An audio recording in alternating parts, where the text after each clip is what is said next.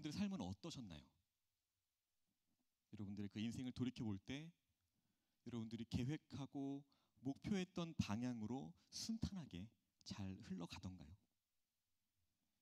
우리가 살아가는 그 인생이라고 하는 것은 내가 원하는 대로만 되는 것이 아닙니다. 어쩌면 지금까지 살아온 우리의 인생은 내가 원했던 것보다 원하지 않았던 것들이 훨씬 더 많았을지도 모릅니다. 분명히 인생길에는 우리가 인정을 하든 안 하든 그런 것과는 상관없이 펼쳐지는 일들이 너무나도 많이 있습니다. 이 땅에 태어나서 이 땅을 떠나기까지 자신의 의지와는 무관한 방향으로 내 의도와는 다르게 전개되는 일들이 너무나도 많이 있습니다. 좋은 나라에 태어나고 또 좋은 시기에 태어나는 것이 내 의지와는 전혀 상관이 없습니다. 좋은 가정에 태어나고 또 좋은 재능을 가지고 태어나는 것도 내 의지와는 상관이 없습니다. 더구나 우리 모두는 순탄한 인생을 살아가기를 소원합니다. 하지만 시편 기자의 고백처럼 모진 역경들을 만나서 눈물이 자신의 음식이 될 때가 있습니다.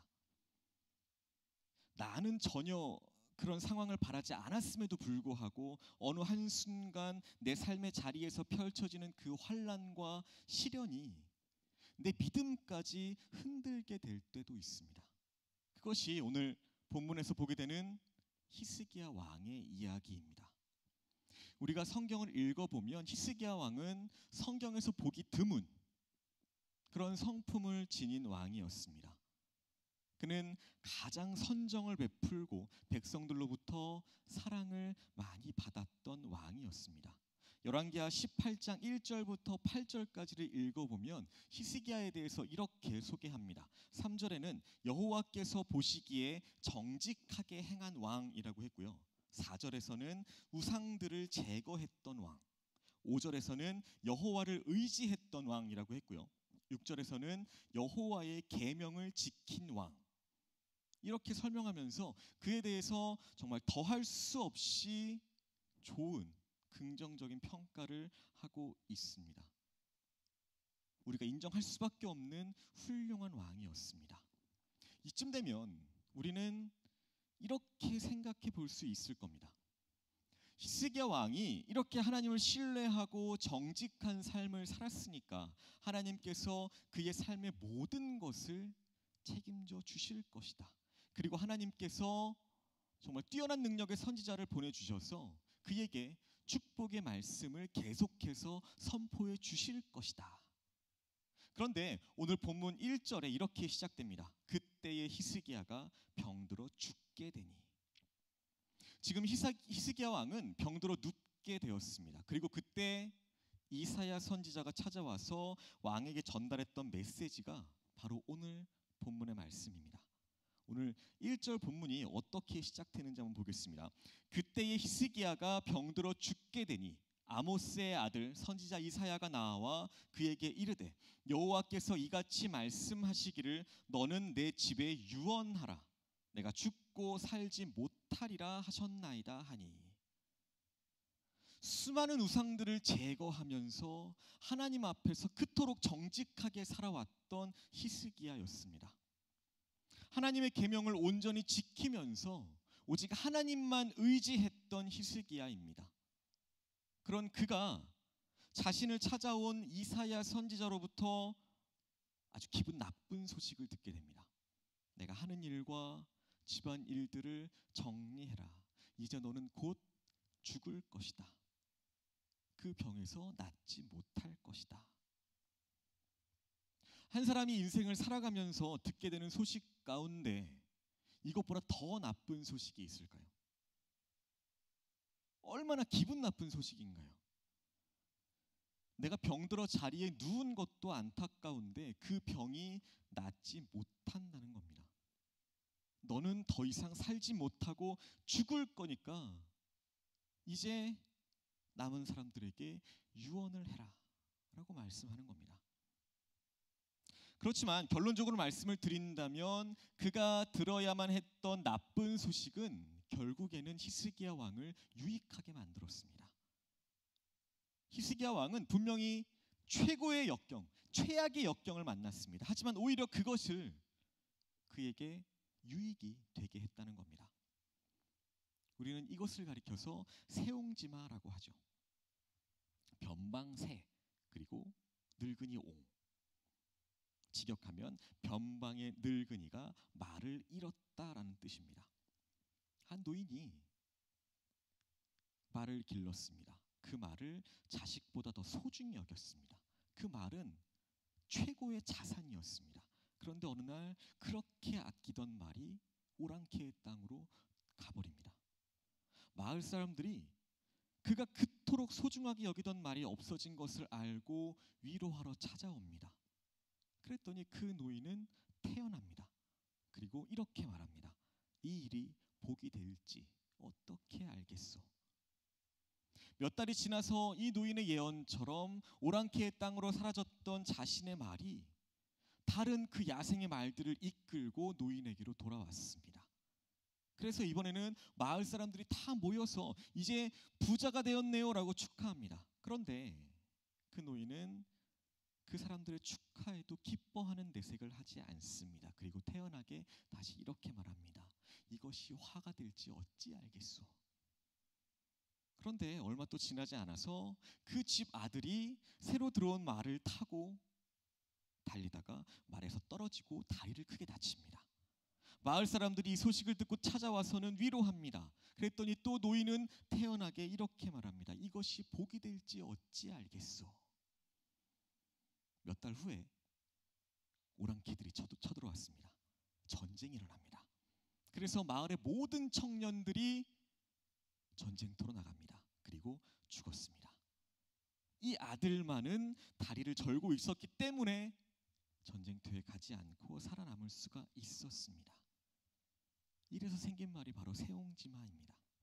인생에서 화와 복은 알 수가 없으니까 매사에 일희일비하지 말라는 의미입니다. 지나온 우리의 삶을 돌아본다면 기쁜 일보다는 슬픈 일들을 훨씬 더 많이 경험하고 살아왔습니다. 때로는 건강하기보다 아파하는 세월을 더 많이 보내기도 했습니다. 아니면 실패와 좌절의 시간들을 더 많이 살아오기도 했을 겁니다. 그러면서 우리는 또 다른 내일을 기대하며 살아갑니다. 그렇다면 가뭄을 만난 것처럼 목말라하며 눈물이 나의 음식이 되어버린 그 오늘의 이 역경을 딛고 일어나서 승리하는 삶을 살아가려면 우리가 어떻게 해야 될까요? 우리는 이 질문에 대한 답변을 위해서 오늘 히스기야 왕이 겪었던 질병, 그에게 다가오고 있었던 사망의 그림자, 하지만 이것을 넘어서서 어떻게 이 절망을 이겨낼 수 있었는가, 이것을 함께 생각해 보려고 합니다. 이사야가 히스기야 왕에게 전했던 소식은 한 개인으로서는 결코 듣고 싶지 않은 나쁜 소식이었습니다. 인간이 경험할 수 있는 최악의 절망이었습니다. 그럼에도 불구하고 히스기야 왕이 보여주었던 행동은 무엇인가요? 먼저 그는 그런 최악의 상황임에도 불구하고 기도했다는 것입니다. 우리가 때로는 삶의 자리에서 경험하게 되는 그런 절망적인 상황에서도 일어날 수가 있는 이유는 기도할 수 있기 때문입니다. 그것이 최악의 상황임에도 낙심하지 않고 히스기야 왕이 보여주었던 첫 번째 반응이었습니다. 오늘 본문 2절 3절입니다. 히스기야가 얼굴을 벽으로 향하고 여호와께 기도하여 이르되 여호와여 구하오니 내가 주 앞에서 진실과 전심으로 행하며 주의 목전에서 선하게 행한 것을 기억하옵소서 하고 히스기야가 심히 통곡하니. 히스기야의 첫 번째 반응은 기도였습니다. 일반적으로 우리가 이러한 상황에 처했을 때 보일 수 있는 보편적인, 어찌 보면 당연한 첫 번째 반응이 뭘까요? 기도보다는 질문일 겁니다. 나한테 왜 이런 일이 생기는 겁니까? 질문이 아니라면 항이겠죠. 어떻게 그럴 수가 있습니까? 제가 지금까지 살아오면서 주 앞에 서서 전심으로 진심으로 선하게 행하려고 애쓴 것을 하나님께서도 충분히 아실 텐데 어째서 우리 집에, 어째서 나에게 이런 시련을 주십니까? 왜요? 왜요? 그때 히스기야 왕의 나이는 39이었습니다. 39이면 어떤가요? 인생에서 가장 전성기를 누릴 시간입니다. 백성들의 사랑을 받으면서 자신이 꿈꿔왔던, 자신이 계획해왔던 그 많은 정책들과 또 다른 법들을 펼쳐나가고 그렇게 가장 많이 일하고 가장 건강하고 가장 재밌어야 할 그럴 나이입니다. 인생의 전성기에서 이렇게 내 인생을 끝내야 한다는 겁니까? 그런데요, 히스기야는 이런 부질없는 질문이나 항의 이것을 선택하지 않았습니다. 오히려 그는 전심을 다해서 하나님 앞에 기도하는 것을 선택합니다. 오늘 본문에 보니까 얼굴을 벽으로 향하고 기도했다라고 말합니다. 왜 하필이면 벽을 향했을까요?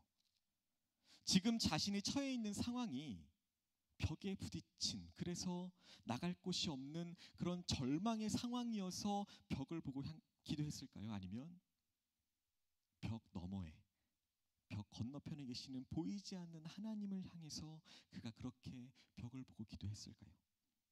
이유가 무엇이든 벽을 향하고 있었던 히스기야, 그는 다른 모든 관심을 차단하고 오직 벽 앞에서 전심전력으로 기도를 하기 시작합니다. 그는 세상적으로 의지할 수 있는 모든 것들을 등지고 이 벽 앞에 서서 기도에 집중할 수 있는 장소를 택했습니다. 거기에서 그는 이제 마음을 다해서 하나님께 기도를 하기 시작했다는 겁니다. 오늘 보면 3절은 그가 심히 통곡하며 기도했다라고 말합니다. 어떤가요? 정말 통곡밖에 나올 수 없는 그런 심정이었을 것입니다. 죽음 앞에서 한없이 나약한 그 사람의 존재의 종말, 그 앞에 서 있는 히스기야입니다. 그럼에도 불구하고 그가 기도할 수 있었다는 사실은 다르게 보면 하나님을 믿는 사람으로서의 특권이 아니었을까요? 그가 기도조차 하지 못한다면 어떻게 했을까요? 아예 기도라는 것을 알지 못했더라면 어떻게 되었을까요? 그는 적어도 기도할 수 있었습니다. 우리가 절망 가운데 있을지라도 전능하신 하나님 앞에 나와서 기도할 수가 있다는 사실, 이것을 잊지 마시기를 소망합니다. 그리고 그분은 우리의 기도를 결코 외면하지 않으시고 들어주십니다. 부르신 곳에서라는 찬양이 있습니다. 가사를 한번 불러드릴게요. 따스한 성령님 마음으로 보내 내 몸을 감싸며 주어지는 평안함 만족함을 느끼네. 사랑과 진리의 한 줄기 빛 보내 내 몸을 감싸며 주어지는 평안함 그 사랑을 느끼네. 부르신 곳에서 나는 예배하네.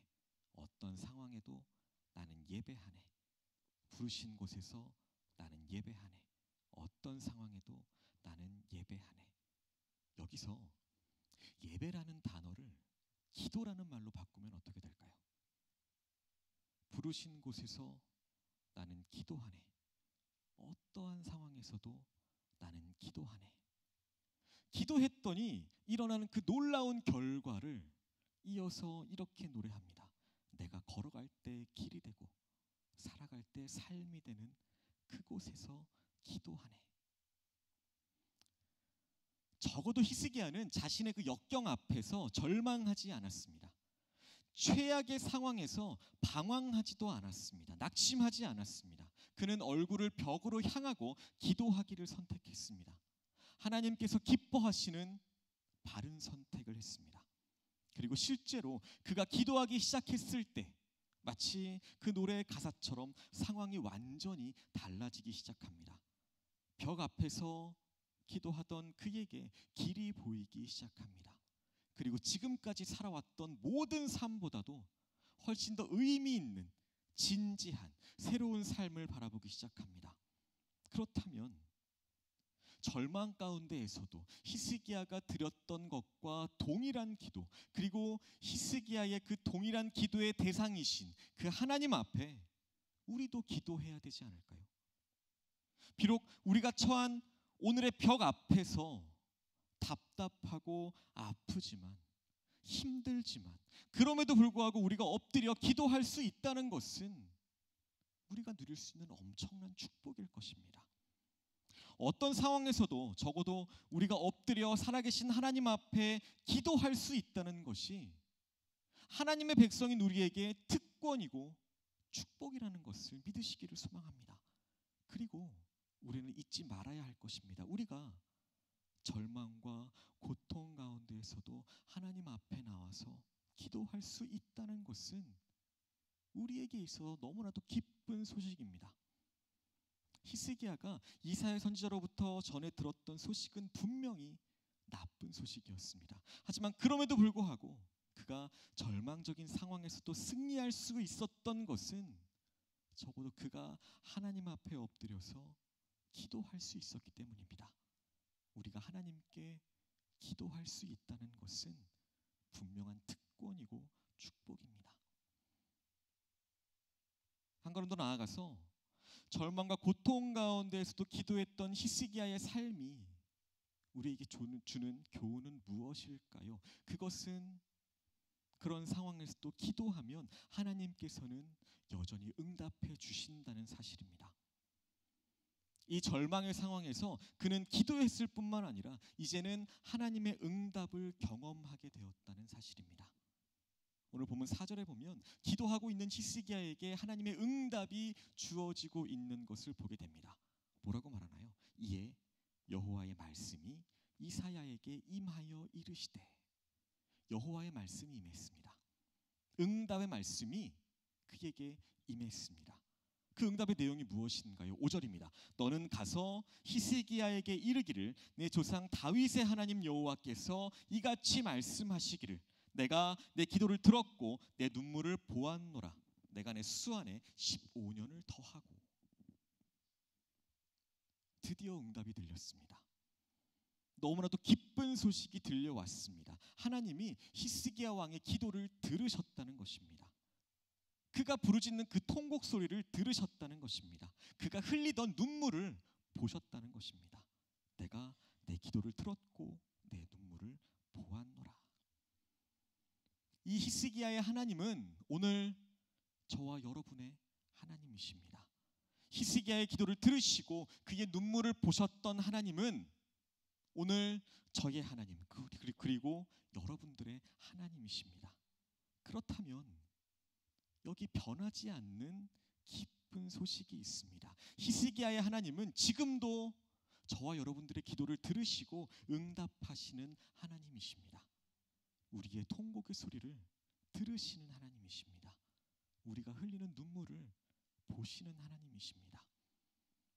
오늘 본문에 이어지는 이야기를 따라가 보면 이사야는 자신이 전달할 그 메시지를 통해서 히스기야로 하여금 기도하게 했을 뿐만 아니라 이제 그가 치유를 받기 위한 구체적인 처방까지도 전달하게 됩니다. 21절에 보시면 이사야가 이르기를 한 뭉치 무화과를 가져다가 종처에 붙이면 왕이 나으리라 하였고 라고 말합니다. 우리가 믿는 하나님은 우리에게 기적을 허락하시는 하나님이십니다. 하나님은 기적으로 우리를 치유하시고 낫게 하십니다. 하지만 그 기적의 하나님은 결코 우리의 상식을 무시하시는 하나님은 아닙니다. 기적을 행하시지만 때로는 그 수단과 과정을 존중하면서 우리에게 기적을 행하십니다. 이 무화과 뭉치, 이것은 당시 의료용 도구로 쓰였던, 의약품으로 쓰였던 그런 물건입니다. 하나님은 초자연적인 하나님이십니다. 자연을 초월해서 우리에게 기적을 부어주시는 하나님이십니다. 하지만 하나님은 동시에 자연을 다스리시는 하나님이십니다. 그리고 그 자연을 사용하시는 하나님이십니다. 우리의 상식과 또 기적으로 우리에게 간섭하시고 개입하시는 하나님이십니다. 그렇기 때문에 우리가 하나님의 기적을 믿는 것이 중요합니다. 우리를 위해서 행하시는 그 하나님의 기적은 지금도 일어난다는 사실을 기억하시기를 소망합니다. 그리고 그 기적을 믿으시기를 소망합니다. 하지만 우리가 기적을 믿는 것이 중요하지만 상식을 저버린다면 우리의 신앙은 미신으로 전락해버릴 수 있습니다. 반대로 상식만을 신뢰하면서 자연을 초월한 기적을 믿지 못한다면 우리의 삶은 때때로 그 상식의 벽 앞에 부딪혀서 절망해버릴 수 있을 겁니다. 자연과 또 초자연까지도 다스리시는 하나님을 신뢰한다면 이제 전능하신 하나님의 기적을 바라보면서 하나님의 말씀을 따라 지극히 상식적인 삶의 현장에 설 수 있는 그런 저와 여러분이 되시기를 소망합니다. 히스기야는 그런 하나님을 믿었습니다. 기적의 하나님을 믿었고 상식의 하나님을 믿었습니다. 그리고 그는 하나님께서 말씀하신 그대로 한 뭉치의 무화과 나무를 가져다가 상처에 붙입니다. 그리고 그는 마침내 하나님의 기적, 그 치유를 경험하게 됩니다. 우리가 기억할 것은 그 하나님이 오늘 저와 여러분들의 하나님이라는 것 사실입니다. 그 하나님을 우리는 신뢰해야 합니다. 그 하나님 앞에 나와서 겸손하게 엎드려 기도해야 합니다. 그리고 그가 베푸실 놀라운 은혜의 기적을 기대하시기를 소망합니다. 히스기야가 절망의 상황에서도 일어설 수 있었던 비결은 먼저 그가 기도를 할 수가 있었다는 것입니다. 그러므로 우리가 우리의 상황이 어떻게 나빠진다 하더라도 거기에서 기도할 수가 있어야 합니다. 걱정하지 말고 기도해야 합니다. 염려하지 말고 기도해야 합니다. 절망과 고난의 길에서 방황하지 말고 주 앞에 나와서 엎드려 간구해야 합니다. 그리고 그 기도에 응답하시는 하나님을 경험해야 합니다. 이것이 히스기야가 다시 일어설 수 있었던 비결이었습니다.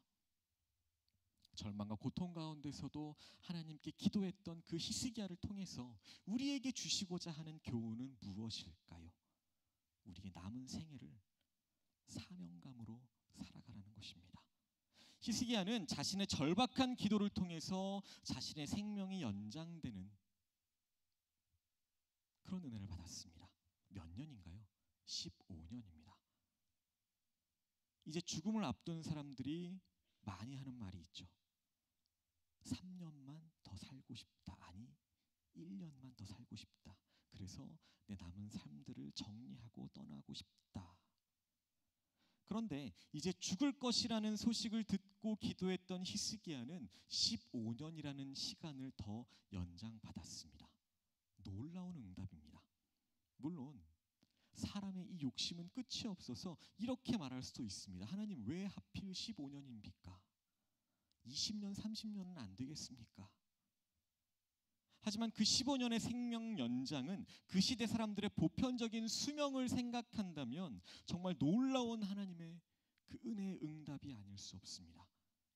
그렇지만 묻고 싶은 것이 있는데요. 그 연장된 시간, 그 15년을 더 살기만 하는 것이 무슨 의미가 있을까요?